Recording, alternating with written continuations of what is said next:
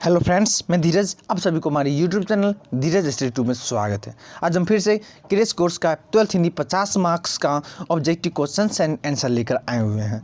इससे पहले हमने पद्य खंड का सभी वीडियो डाल दिए हैं। पद्य खंड में जितने भी चैप्टर हैं सभी चैप्टर का पूरा ऑब्जेक्टिव क्लियर करके डाल दिए हुए हैं। जो नहीं देखे हैं वह आप डिस्क्रिप्शन बॉक्स में दिया हुआ लिंक वहां से आप देख सकते हैं। और गद्य खंड का भी 2 से 3 चैप्टर डाल चुके हैं। तो चलिए हम वीडियो को स्टार्ट करते हैं। इसमें हम गद्य खंड, उससे पहले पद्य खंड का वीडियो आपको बोले हैं डाल दिए हुए हैं। अब ये गद्य खंड में हम इस चैप्टर पर मंगर चैप्टर पर बात करेंगे, जो कि most important objective question and answer है। तो इसमें मंगर, जिसका लेखक अर्थात राइटर है रामवृक्ष बेनीपुरी। ठीक है, रामवृक्ष बेनीपुरी।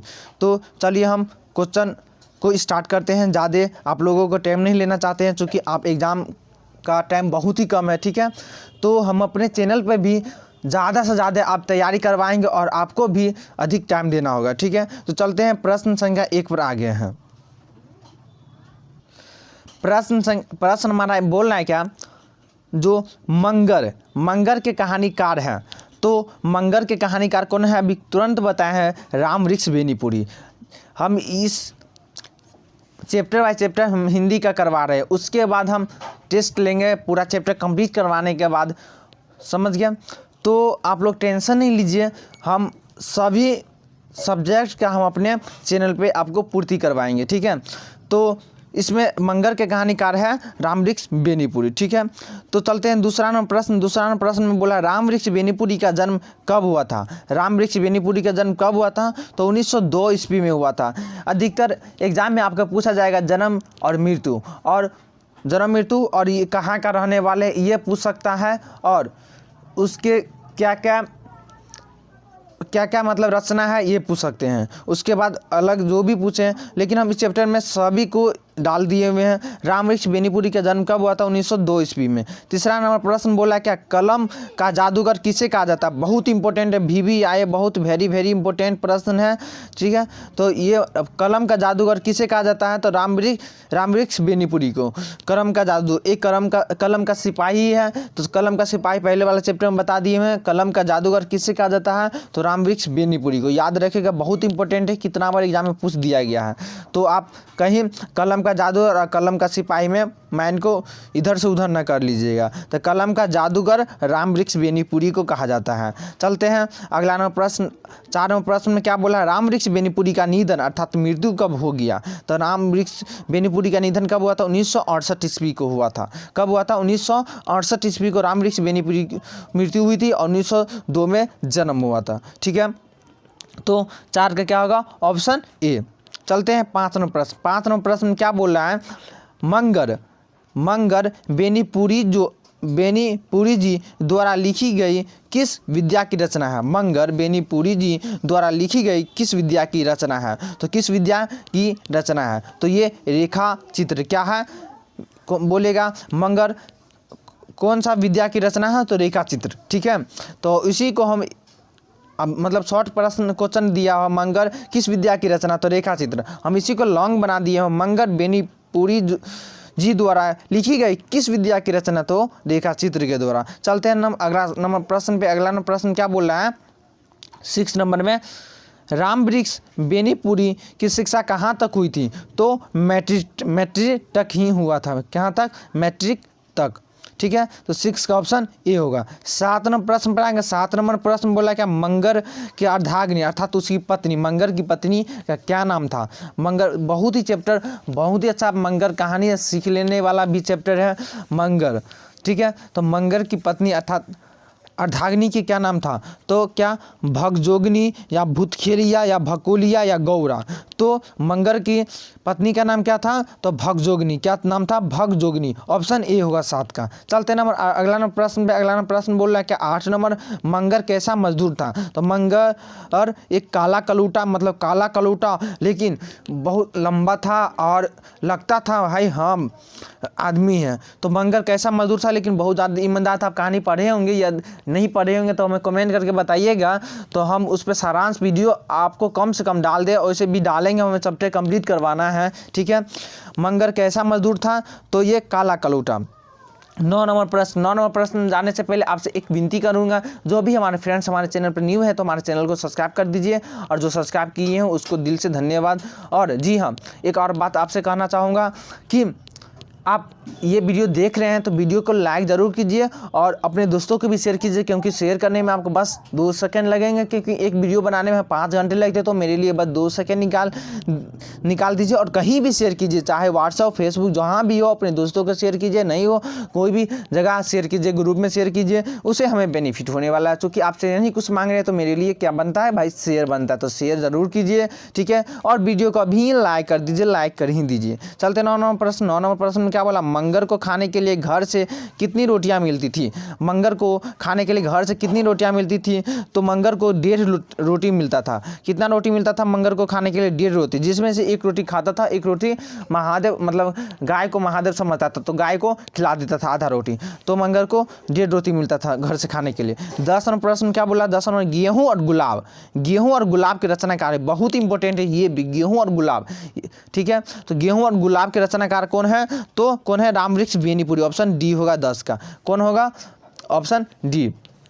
चलते हैं अगला नंबर प्रश्न क्या बोला, 11 में बोला मंगर कहानी का प्रधान पात्र कौन है। मंगर कहानी का प्रधान पात्र कौन है, मंगर कहानी चैप्टर का नाम है मंगर, लेकिन इसका प्रधान पात्र कौन है, तो मंगर ही है, क्योंकि मंगर आदमी का नाम है, ठीक है। तो मंगर कहानी पात्र का नाम क्या है, तो मंगर ही होगा, ऑप्शन बी होगा। 12 नंबर प्रश्न क्या बोला, मंगर खाली स्थान है, जब मंगर है मूर्तिकार या हलवाहा या बढ़ई या कोई नहीं, तो क्या होगा, मंगर एक हलवाहा है, ठीक है। क्या है, मंगर एक हलवाहा है। चलते हैं अगला प्रश्न 13 नंबर क्या बोला है, रामवृक्ष बेनीपुरी किस रूप में माने रहे। रामवृक्ष बेनीपुरी किस रूप में माने रहे, तो रामवृक्ष बेनीपुरी को कलम का जादूगर भी कहा जाता है और स्वतंत्रता आंदोलन में सक्रिय रहने वाला देशभक्त भी है, ठीक है, जिसके कारण वह 14 बार जेल गए थे। रामवृक्ष बेनीपुरी स्वतंत्रता आंदोलन में सक्रिय रहने वाला देशभक्त और कलम का जादूगर भी कहा जाता है, ठीक है।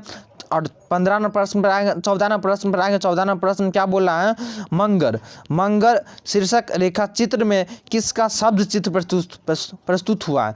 मंगर शीर्षक रेखा चित्र में किसका शब्द चित्र प्रस्तुत हुआ है, तो रामधन का या शोभान खान का या मंगर का, तो यहाँ क्या होगा, मंगर का। ये मंगर शीर्षक रेखा चित्र में किसका शब्द चित्र यदि आपको पूछा जाए मंगर में किसका शब्द चित्र प्रस्तुत हुआ, तो मंगर का, ठीक है, तो याद रखिएगा, ऑप्शन सी होगा 14 का।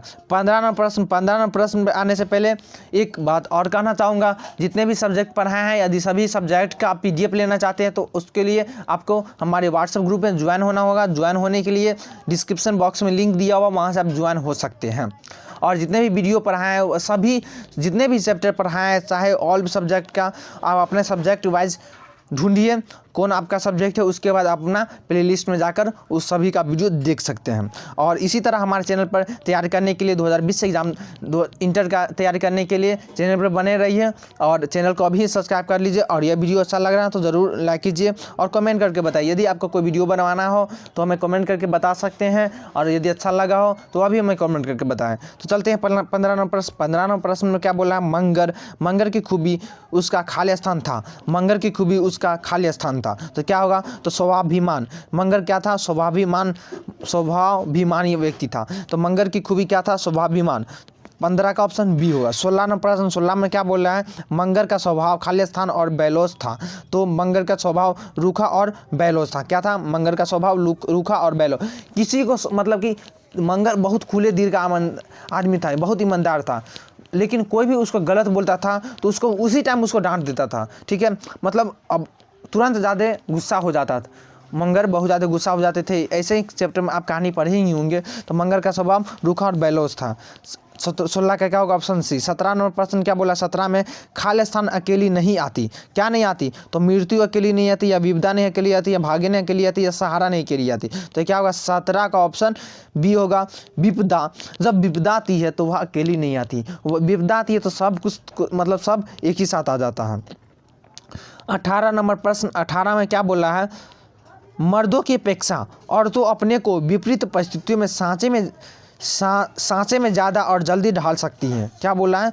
मर्दों की अपेक्षा औरतें अपने को विपरीत परिस्थितियों में सांचे में ज़्यादा और जल्दी ढाल सकती। इस कथन का उदाहरण कौन है? तो इसका जो मंगर की जो पत्नी थी कौन? भकोलिया। कौन थी? भकोलिया। ये इस कथन का मेन व्यक्ति है। और इस पे आराम से एग्जाम्पल बट जब स्थिति अत्यंत दुर्लभ हो गई, जब मंगर को तबीयत खराब हो गया तो वह मतलब तबीयत खराब हो गया तो इतना अत्यंत स्थिति में वह अपने आप को ढाल ली। ठीक है, तो वही जो औरत है भकोलिया उसके बारे में दिया हुआ है। तो क्या होगा? 18 का ऑप्शन बी होगा। 19वां प्रश्न 19 में क्या बोला? मंगर कौन था? मंगर कौन था? तो मंगर एक क्या तो कौन था? कृषक मजदूर था। एक किसान था, मजदूर था। मंगर कौन था? तो एक कृषक मजदूर था। 20वां प्रश्न 20 में क्या बोल रहा है? 20 में बोल रहा है क्या? देश की आज़ादी के लिए संघर्ष करते हुए 14 बार जेल जाने वाला प्रथम पत्रकार साहित्यकार कौन थे? तो ये कौन थे? रामवृक्ष बेनीपुरी। क्या होगा? रामवृक्ष बेनीपुरी। आपको बोले थे देश की आज़ादी के लिए 14 बार जेल गए थे और स्वतंत्रता आंदोलन में सक्रिय रहने वाला ये रामवृक्ष बेनीपुरी थे। ठीक है, 21वां प्रश्न क्या बोला? 21 में बोला है मंगर के शरीर की तुलना लेखक किससे करता? तो मंगर के शरीर एक काला कलूटा था पर बहुत ज़्यादा मतलब कि क्या था? तो लंबा था और लगता था मिस्टर मूलर की तरह। क्या लगता था? मिस्टर मूलर की तरह। मिस्टर मूलर का नहीं पिक देखे होंगे तो गूगल से आप देख सकते हैं। मंगर के शरीर की तुलना लेखक किससे करता था? तो मिस्टर मूलर के द्वारा मिस्टर मूलर से करता था तुलना। 22वां प्रश्न में बोल रहा है मंगर बैल को क्या समझता था? मंगर बैल को क्या समझता था? तो उत्तर क्या होगा? महादेव समझता था। बहुत इंपॉर्टेंट, वेरी इंपॉर्टेंट प्रश्न है, एग्जाम में भी आ चुका है। मंगर बैल को क्या समझता था? तो महादेव समझता था। 23वां प्रश्न में बोलना है मंगर किस वेशभूषा में रहता था? तो हमेशा क्या रहता था? हमेशा कमर से भगवा लपेटे रहता था। ये भी इंपॉर्टेंट प्रश्न है। मंगर किस वेशभूषा में रहता था? तो मंगर हमेशा कमर पे भगवा लपेटे रहता था। 24वां प्रश्न क्या है? 24 में बोल रहा है लेखक अपने को टूअर क्यों कहा? तो लेखक अपने को टूअर इसलिए कहा है क्योंकि लेखक के माता पिता बचपन में ही मर गए थे, अतः लेखक अपने आप को टूअर कहने लगे थे। तो लेखक अपने आप को टूअर क्यों कहने लगे थे? बहुत ही इंपॉर्टेंट है ये भी। तो ये पूछा गया है, एग्जाम में पूछ दिया गया है। और 25वां प्रश्न क्या बोला? मंगर का कद्र सभी क्यों करते थे? क्योंकि वह बहुत मेहनती और ईमानदार था, इसी कारण से उसकी मेहनत और ईमानदारी के कारण उसे सभी लोग कद्र करते थे। तो ये है प्रश्न। यदि यह प्रश्न आपको अच्छा लगा हो तो हमें कमेंट करके बताइए। यदि सभी गेस पेपर, मॉडल पेपर और सभी तरह के प्रश्न लेना चाहते हैं, प्रश्न का PDF लेना चाहते हैं तो हमारे व्हाट्सएप पर बन जाइए और चैनल को अभी सब्सक्राइब कर दीजिए। तो हम वीडियो को अब इन करते हैं और तो थैंक्स फॉर वॉचिंग, धन्यवाद।